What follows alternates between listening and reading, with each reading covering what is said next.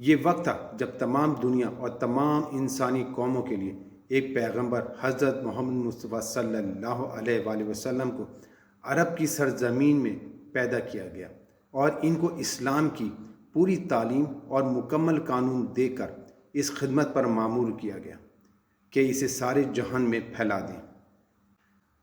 دنیا کا جغرافیہ اٹھا کر دیکھو، تم ایک ہی نظر میں محسوس کر لو گے کہ تمام جہان کی پیغمبری کے لیے روئے زمین پر عرب سے زیادہ موزوں مقام اور کوئی نہیں ہو سکتا۔ یہ ملک ایشیا اور افریقہ کے عین وسط میں واقع ہے اور یورپ بھی یہاں سے بہت زیادہ قریب ہے۔ خصوصاً اس زمانے میں یورپ کی متمدن قومیں زیادہ تر یورپ کے جنوبی حصے میں آباد تھیں اور یہ حصہ عرب سے اتنا ہی قریب ہے جتنا ہندوستان ہے۔ پھر اس زمانے کی تاریخ پڑھو، تم کو معلوم ہوگا کہ اس نبوت کے لیے اس زمانے میں عربی قوم سے زیادہ موزوں کوئی قوم نہ تھی۔ دوسری بڑی بڑی قومیں اپنا اپنا زور دکھا کر گویا بے دم ہو چکی تھیں اور عربی قوم تازہ دم تھی۔ تمدن کی ترقی سے دوسری قوموں کی عادتیں بگڑ گئی تھیں اور عربی قوم میں اس وقت کوئی ایسا تمدن نہیں تھا جو اس کو آرام طلب اور عیش پسند اور رذیل بنا دیتا۔ 6 صدی عیسوی کے عرب اس زمانے کی تمدن قوموں کے برے اثرات سے بالکل پاک تھے۔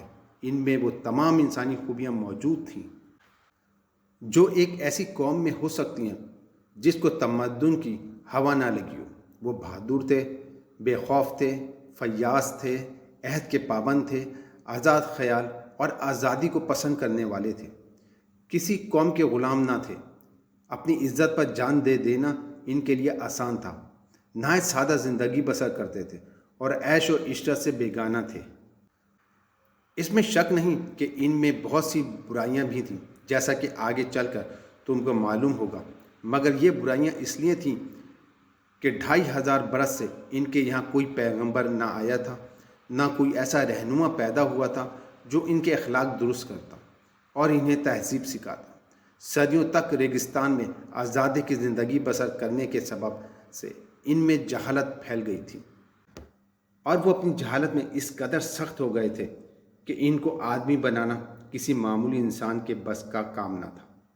لیکن اس کے ساتھ ان میں یہ قابلیت ضرور موجود تھی کہ اگر کوئی زبردست انسان ان کی اصلاح کر دے اور اس کی تعلیم کے اثر سے وہ کسی اعلیٰ درجے کے مقصد کو لے کر اٹھ کھڑے ہوں تو دنیا کو زیر زبر کر ڈالیں۔ پیغمبر عالم کی تعلیم کو پھیلانے کے لیے ایسی ہی جوان اور طاقتور قوم کی ضرورت تھی۔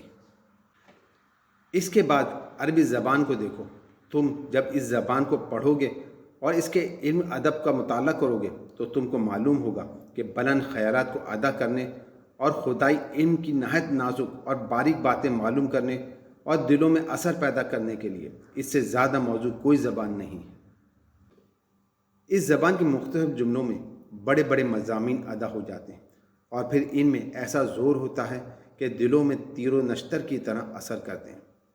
ایسی شیرینی ہوتی ہے کہ کانوں میں رس پڑتا معلوم ہوتا ہے، ایسا نغمہ ہوتا ہے آدمی بے اختیار جھومنے لگتا ہے۔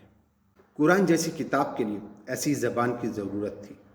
بس اللہ تعالیٰ کی یہ بہت بڑی حکمت تھی کہ اس نے تمام جہان کی پیغمبری کے لیے عرب کے مقام کو منتخب کیا۔